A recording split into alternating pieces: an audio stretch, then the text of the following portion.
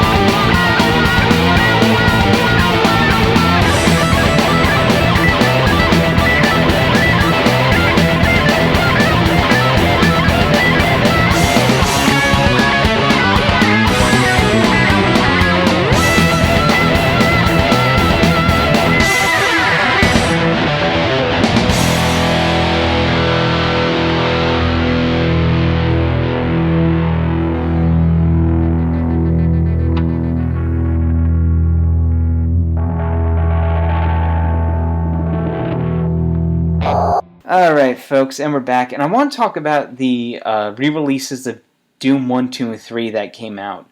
If you don't know, if you remember last week, I talked about this, and that was because I recorded that segment on the day that the whole thing was going down, so there wasn't that much so there wasn't a lot of information out there.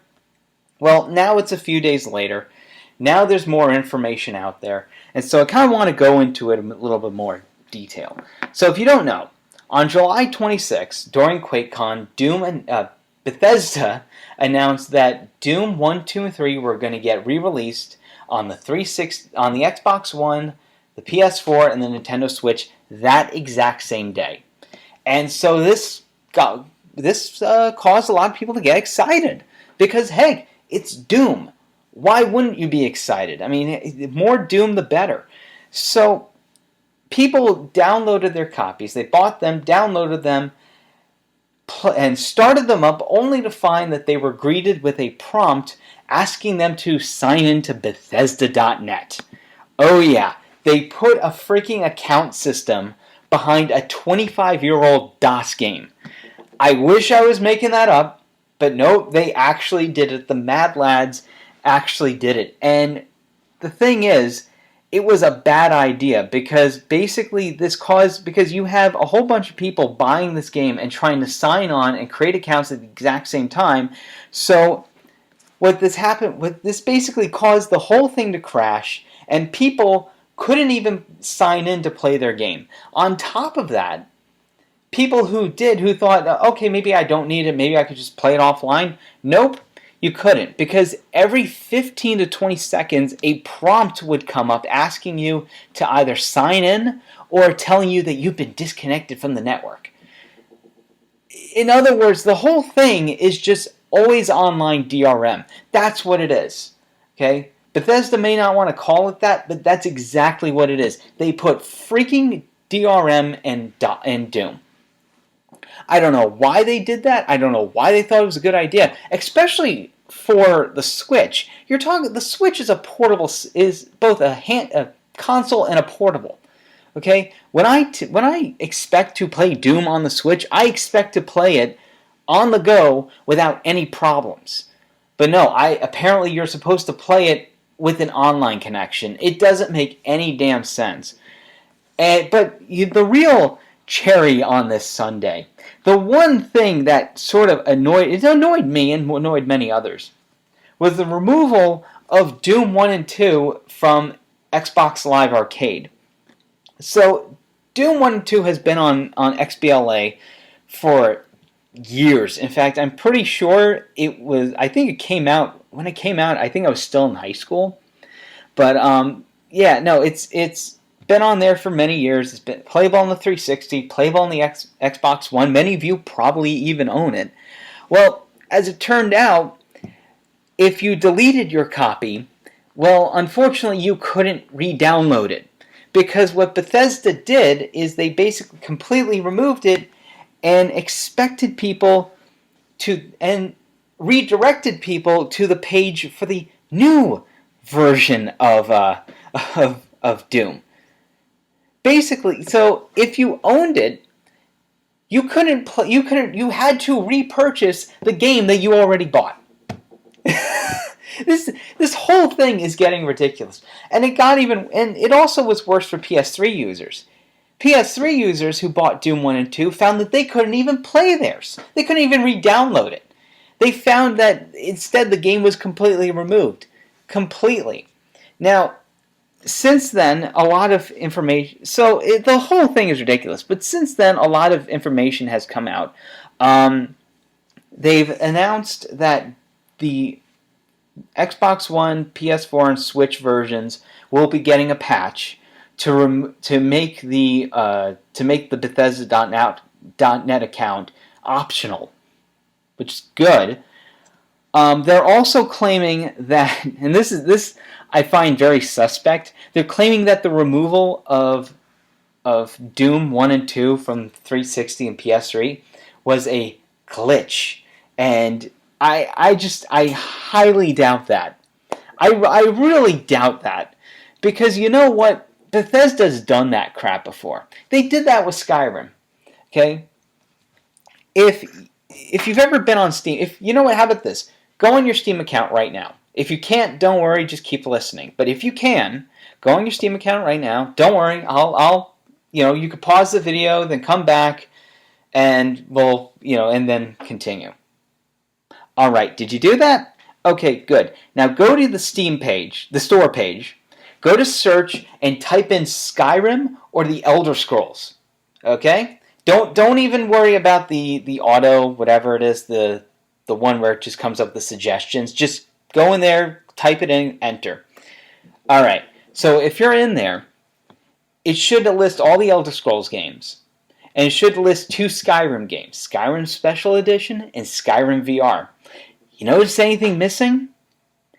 Like the original version of Skyrim? I'll tell you what happened. What happened was when after Skyrim came out, what was the big thing with it? It was mods, right? That was the huge thing with Skyrim, was all the mods you could download and play with. And there was a lot of good stuff out there. Some stuff that helped the game textures, some that were just funny. Like my personal favorite will always be Macho Man Randy Dragon. And what happened was it was really popular with Skyrim. Well, in 2016, Bethesda decided to release a brand new special edition that would have improved textures and character models. It would fix some of the bugs and glitches of the original game.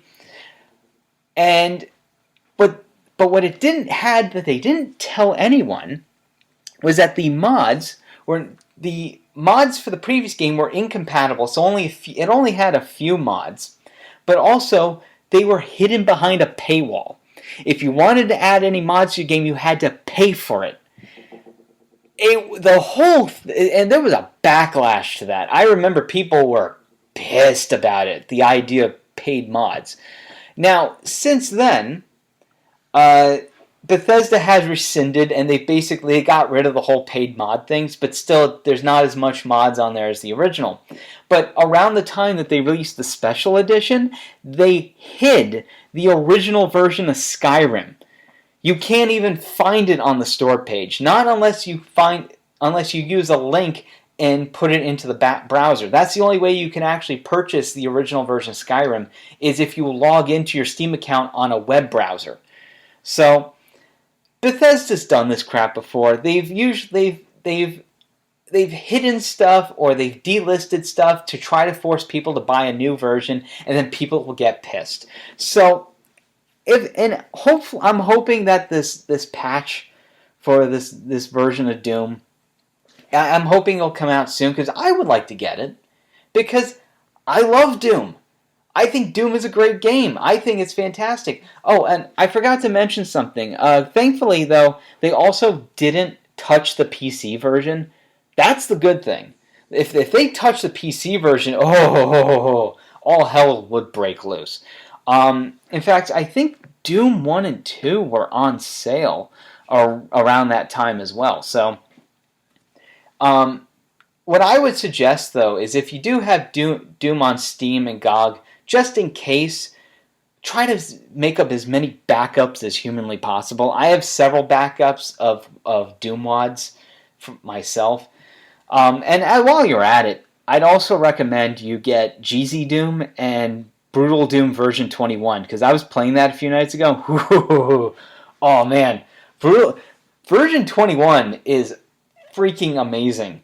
The little additions to the levels are great. Brutal Doom is always fun. It's always a great time. So, anyway, folks, I'm going to take a short break, and we'll be right back after this.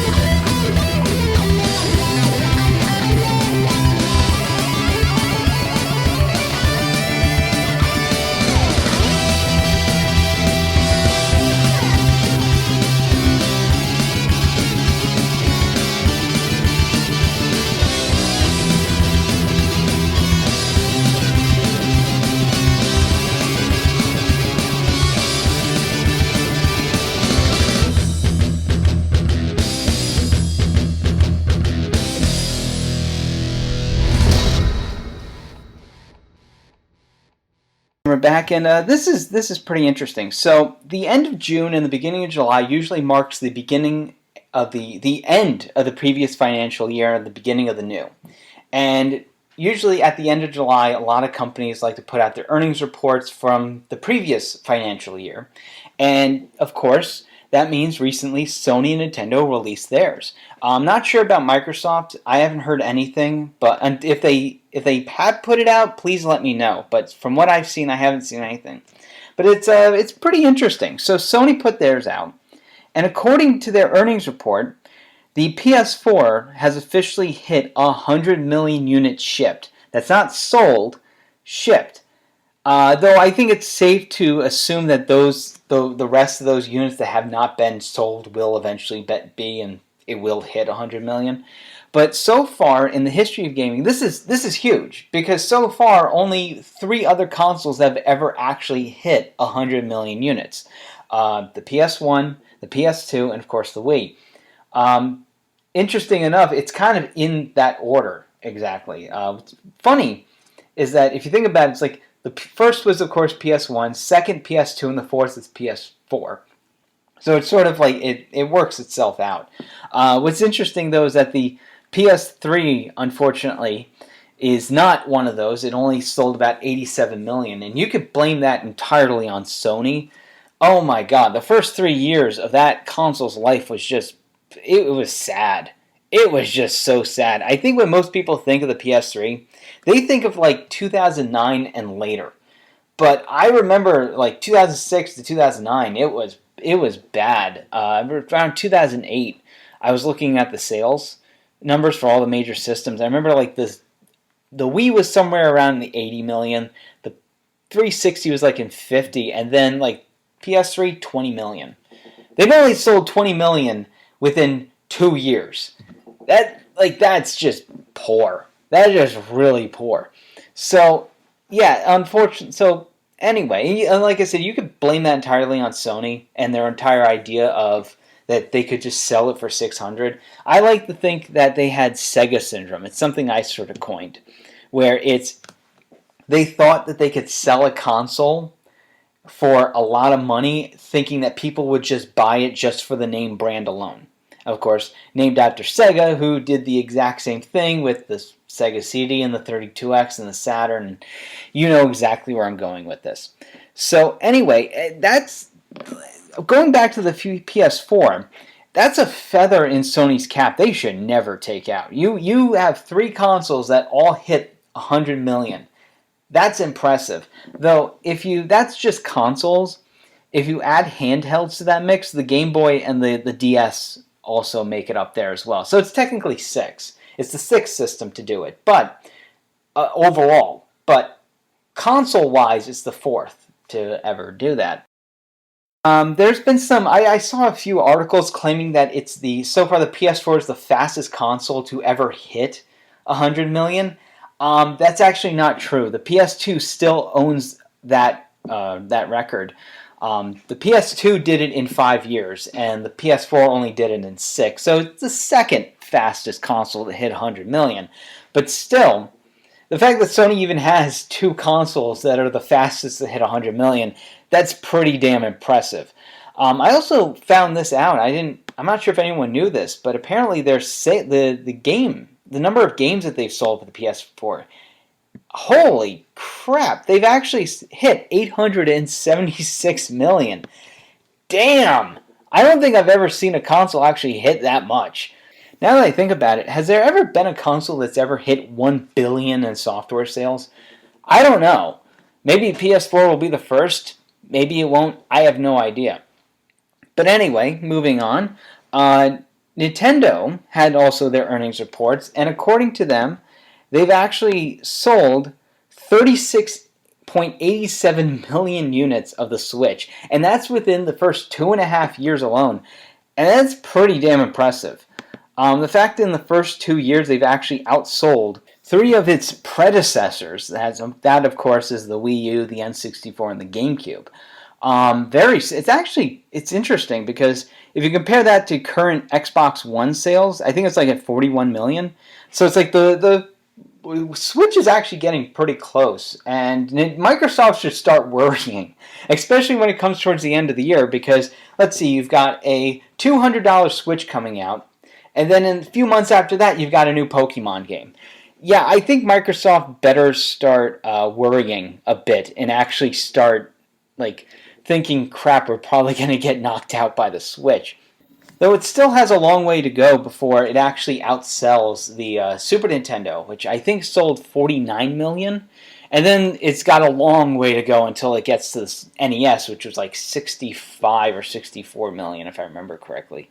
But yeah, no, very impressive for the Super Nintendo. And like I said, that number, of course, is expected to jump up. Nintendo is still forecasting to sell about 18 million units within the next year. So who knows? I mean, it could possibly hit that amount, especially, like I said, with Pokemon. That's the thing. Nintendo knows that all you got to do is just put out Pokemon and Mario Kart, and people will just buy a Nintendo system for that. In fact, I think currently the best-selling Switch game is Mario Kart 8 Deluxe.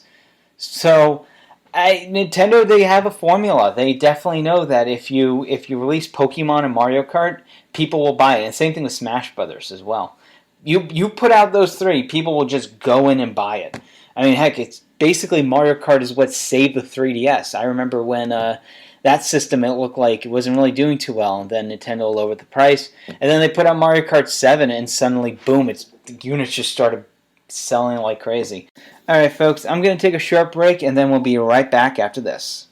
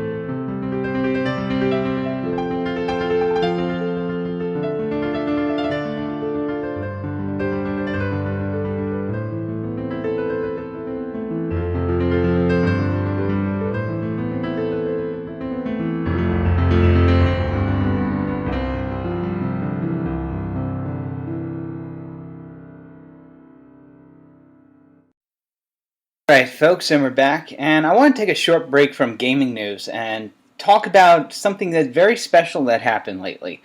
So, on July 31st, marked the 30th anniversary of the release of the Game Boy in the United States, and it's a sort of a landmark, if you think about it, because in gaming, because basically the Game Boy is responsible for the handheld market as it is. I mean, there was a handheld market before the Game Boy, but it was mostly like the single screen, the single game handhelds, the Tiger Electronics and the Game & Watches. And then the Game Boy came out in '89, and it just sort of changed everything. After that, you started seeing other companies release handhelds that were similar to the Game Boy. And so, to celebrate, I kind of want to talk about my own memories of the Game Boy, because, just like any other kid who grew up in the '90s, I grew up with a Game Boy myself, though I was a little later than most. I knew people who owned Game Boys, the original Game Boy Pocket, but I didn't actually own one until 1999, actually, is what it was. And I remember when I got it, because it was given to me by my godmother. The story goes that it was the night that Titanic aired on HBO, and I know to everyone that doesn't sound like a big deal, but this was 1999. Remember, that movie was in the theater for like nearly an entire year. So the fact that it was going to be aired on cable television was a huge deal. And people had viewing parties of it. My godparents hosted a viewing party. They invited a lot of people to it. It was almost like a Super Bowl event, basically. And my godmother handed me and my sister these two presents, because I think it was after my birthday, but it was before my sister's. And so she handed us these gifts, and we opened them up, and they were both Game Boys. They were Game Boy Colors that were imported from Japan. My sister got a pink one, and I got the clear Game Boy Color, but not the purple clear Game Boy. We're talking the regular clear Game Boy. Now, I think it was exclusive only to Japan. I don't think it ever came out in the US. The best way to describe it is, do you remember in Luigi's Mansion the Game Boy Horror? That's basically what I had. I grew up with the Game Boy Horror.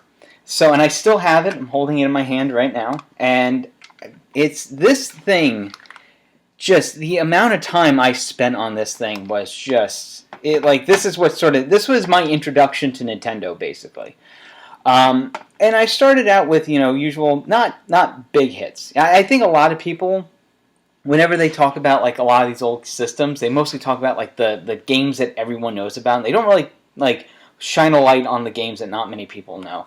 So, like, I grew up with stuff like, for example, Pac-Man on the Game Boy, Gex, Enter the Gecko, Bug's Life, which was alright, and Tetris Plus. I mean, everyone owned Tetris on the Game Boy. It was like, if you don't own Tetris, then you don't own a Game Boy.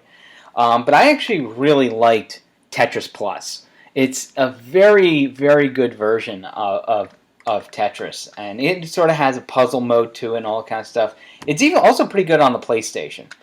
But, of course, there was also the big games that I got to play as well.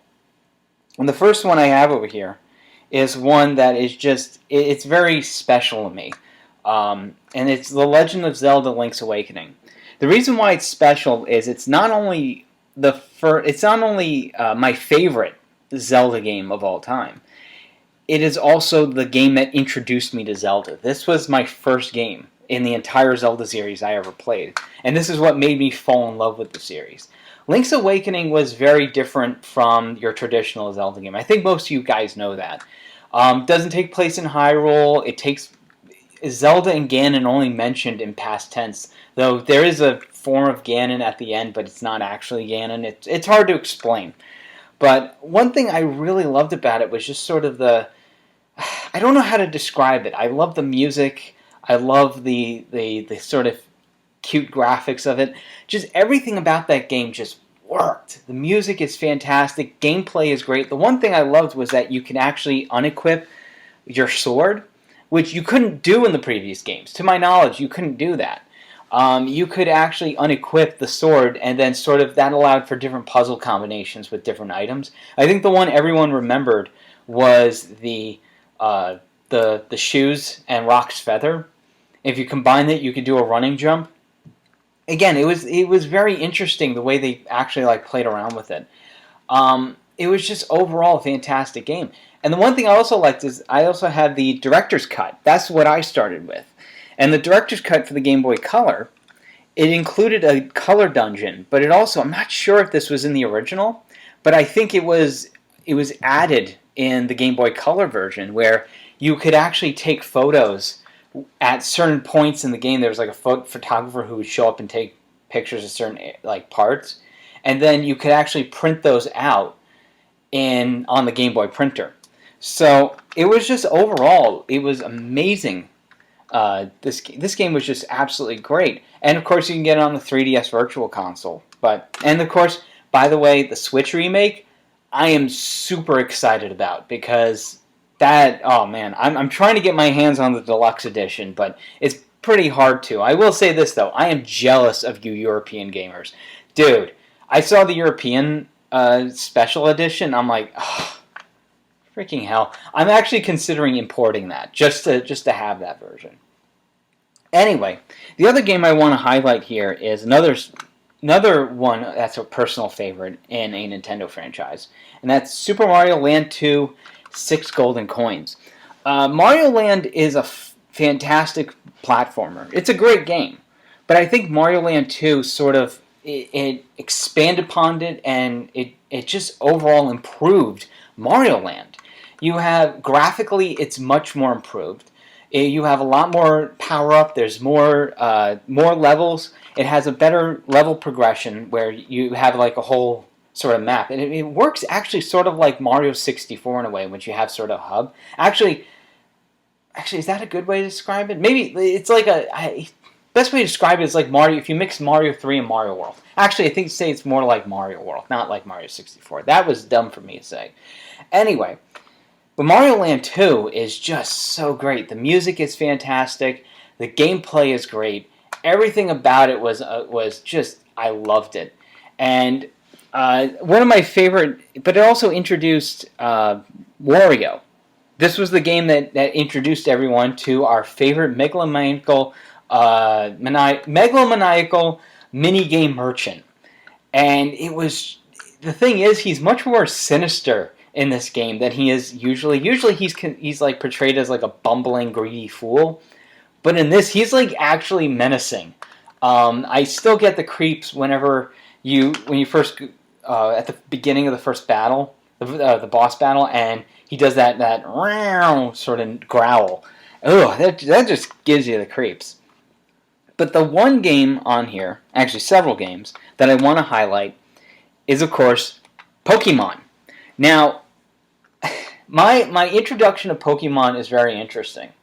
It was the summer of 1999, so 20 years ago, this summer, and we went over to my godparents' house for my sister's birthday, and my godmother had gotten my sister a copy of Pokemon Blue.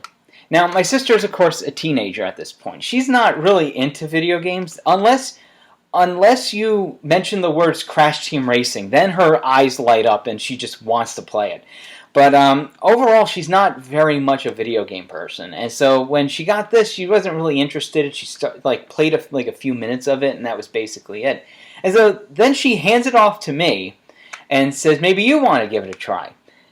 And that was basically it for me. After she let me give it a try, I was basically hooked on it. Of course, she started an account. She already created a trainer, and she had named him Nick. Now, the reason why is because this was the late 90s, and she was a massive fan of the Backstreet Boys. So what does she do? She names the main trainer after Nick Carter. And rather than just sort of deleting that and just creating my own, I decided to just keep using it because I'm like, you know what? She already started. What's the point? So, and I was also thinking, because again, this is like, 10-year-old me thinking like, oh, maybe she'll want to pick up the game again and maybe she'll want to play it. I don't know why I thought that. And so what I did is I just kept it. I just sort of kept it, the name. I got used to it. And so ever since, In every Pokemon game, I have named every trainer Nick. It's just become a tradition of mine. I did it in Silver, I did it in Black, Y, and I'm going to do it in Sword upcoming. Even in Pokemon Go, my trainer is named Nick. So it just sort of became a thing. Of course, there's also Pokemon Silver, which I got around the time it came out. Unfortunately, I never got around to finishing it because I lost my original copy. The one I have here, of course, I bought a few years ago. But my original copy I lost at Boy Scout camp because I used to take my Game Boy up to Boy Scout camp and sort of play it at night. And then one year I just sort of lost it. To this day, I have no idea what happened to it. And so eventually I did buy my own copy. What I should do is I should get Soul Silver. I don't know why. I just never got around to it. Of course, I also have a Japanese copy of Pokemon Yellow. Yeah, it's again given to me by my godmother. She bought it. She imported it. Didn't really, she didn't understand Japanese, so she didn't really want it, and so she handed it to me. And I think I got as far as Brock. I have no idea how, but I figured out how to get that far, and that was basically it. I just stopped playing. But I have that, and of course the last game I have here is Pokemon Pinball. And oh man, Pokemon Pinball was great. I think it was made by the same people who did Revenge of the Gator and Kirby's Pinball Land. I think it's using the same engine, if I remember. And what was interesting about Pokemon Pinball was that it included the Rumble Pack, built in. There were a few Game Boy Color games that did that. I think the other one was Star Wars Episode 1 Racer, and it required a AAA battery. So, and I actually, at one point, I did get the highest score. I did beat the world score on this. I think it was the blue table. I actually did beat the world score. But unfortunately, I never submitted it to Twin Galaxies? I think is the name of it, because they're like the video game world record keepers. I never submitted it to them because it was like, you have to actually record yourself playing the game. The other one I have, and I didn't grab it, was the Game Boy camera. Of course, just like any other kid in the late 90s, my first digital camera was a Game Boy camera. And I love that thing. I still have a lot of photos on there from the late 90s. And what I need to do is I have the Game Boy printer. I just need new paper so I could record, so I could actually print out my old photos. And of course I got other stuff. I've got the Game Boy, the Super Game Boy and the Game Boy Player, those were awesome. It's kind of interesting because you think about it, Nintendo was sort of doing like the Nintendo. You look at the Nintendo Switch now, and then you look at the Game Boy Player, and you realize, oh my God, Nintendo's been thinking about this for like nearly 30 years.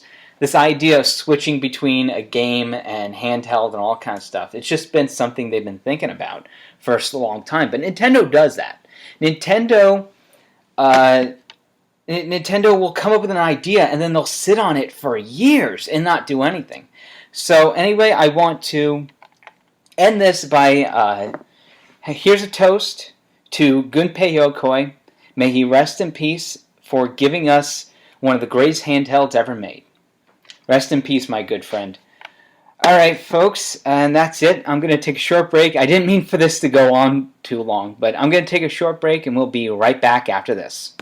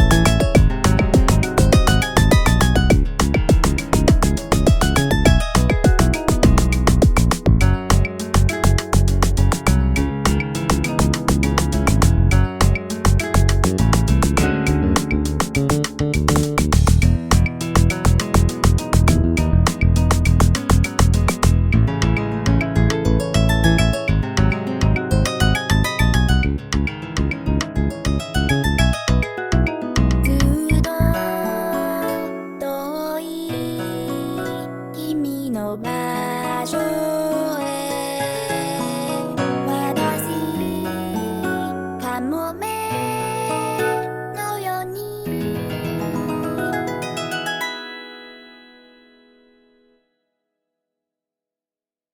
Alright, folks, and that's it for another episode of the Single Player Podcast. I want to thank you all for listening. And if you've got any questions, please drop them down in the comments. I want to start doing a questions and answers segment at the end of every episode. And until then, I'll see you all next week. And remember that video games will never die.